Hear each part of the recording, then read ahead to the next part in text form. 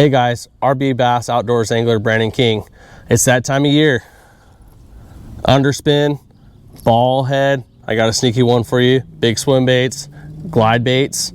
And I kind of want to just talk to you guys about what I use and what has been successful for me and how I like to catch them with this technique.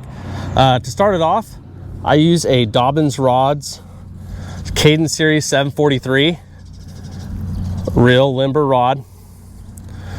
The reason why I like that is, for one, you get a little bit more load whenever a fish grabs the bait, because you really don't need to jack these fish. You kind of just swing into them. Another reason is, as you're creeping that bait on the bottom and it gets stuck, I like to reel into it and let that rod load up. And most of the time it pops up out of that cover, and once it pops up, you're going to get a reaction strike. Now for the reel that I use for this technique, I use, a 6.5 to 1. This is a Lew's Tournament Pro 6.8 to 1. If you're in that range, good, because you can always speed up or slow down with that mid-range. Now I have two different underspins that I use. For the first one, this is my open water. This is a TTI Blakemore Casey's Classic Runner. So they come in 1/4 ounce and 3/8 ounce, quality ball bearing swivel, quality willow blade, flashy willow blade. It has a light wired hook, but very sharp. Like I said, you don't need to jack these fish. You reel into them, do a nice sweeping hook set, and they're hooked. As far as baits go on this, swim baits, I don't go all crazy on the sizes, and I don't go crazy with the colors. I usually use, just a few different swim baits. For one, the last time I was out on the water, they did not want to have a real big tail kicking action. So I actually used a Kitech 4-inch easy shiner. And the reason why I did that was because it is a thinner profile bait, and it has a tighter kicking action, in my opinion. So when those fish are real finicky, it's a more subtle bait. Now I would have used this swim bait, but I didn't have it in yet. This is a G-Rat Baits Fin Swim, and this is the John Pearl Shad. So G-Rat Baits, this is a newer swim bait. Man, awesome colors, multiple sizes. It is the same concept, so it's a thin bait with a smaller tail, so it does have a tighter kicking action, which I think is awesome for like pressured fish or real finicky fish. When you got a lot of boats on the water, these are awesome to go to. They are also awesome to put on an A-rig as well. My favorite swim bait to use is a Big Bite Baits Pro Swimmer.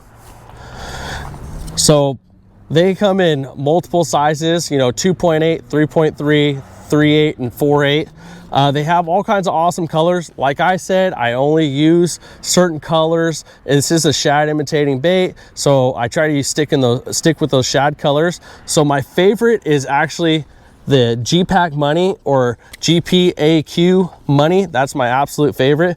I use albino shad, and of course the staple Pro Blue Red Pearl. Everybody uses that. Good reason. It catches a lot of fish. This is my Weedless underspin. This is a Wicked Weights Wicked Willow. Now they come in multiple sizes, from 1/8 ounce all the way to 1/2 ounce. They come in multiple hook sizes as well, from 3/0 all the way up to 7/0. For instance, this is a 3/8 Wicked Willow, and it comes with a 4/0 hook or a 5/0 hook. So it's quality tungsten at an affordable price. Great components, good ball bearing swivel, great flashy willow blade, sharp hook. They're beefy too. Also veteran owned, so go support your veterans. Now down to the ball head. I told you I got a sneaky one. I like to use a first gen jaw dropper. The reason why I like using the jaw dropper is because it has an action that these fish haven't seen, okay, when it comes to swim baits. And it's because of that right there. You look real close, it has a square bill on it. So there's two different types of retrieves that I use on this bait.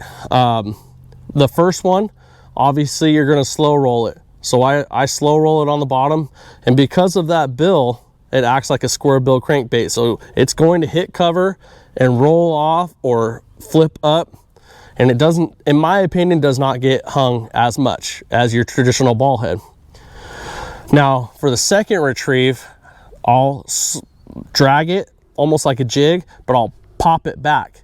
And when you pop this, because of that bill, it causes it to dart side to side. And like I said, that's an action with the swim bait that the bass have never seen before. And when it gets tough, this bait really catches them. Now last but not least is the line. I like to use P-Line Tactical.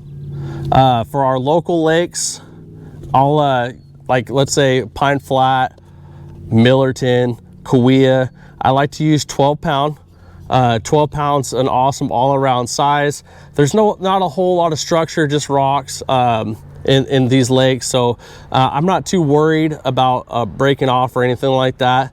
Now when I go to Don Pedro or Maloney's or a place that has, you know, wood, a lot of cover, I bump it up to P-Line Tactical 15 pound. Both of these lines are very abrasive resistant. Awesome line. P-Line is a great company. They have line for saltwater, rivers, and just, you know, your local lakes. They have copolymers. They have lines for topwater, braided line.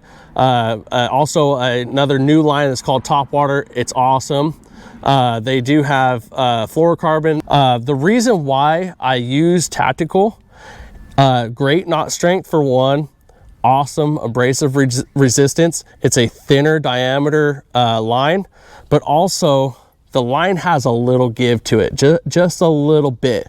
So pair it up with this more limber rod and a little bit of give in the line, I feel like my catch ratio goes up a lot more. The reason being because, you know, some of those times you get those fish that grab it and pull it, you know, if on that instance, it's hard not to just a quick jerk and really, you know, try to bust them. And, you know, when that happens, sometimes a lot of guys that, you know, have nicks in your line, it breaks, right? Well, this has just a little give, and man, I haven't had a single problem. You know, P-Line is amazing line. But anyways, so this is what I like to use. You guys go down in the comments and let me know what you like to use and what works for you. You guys have a great day. I'll see you.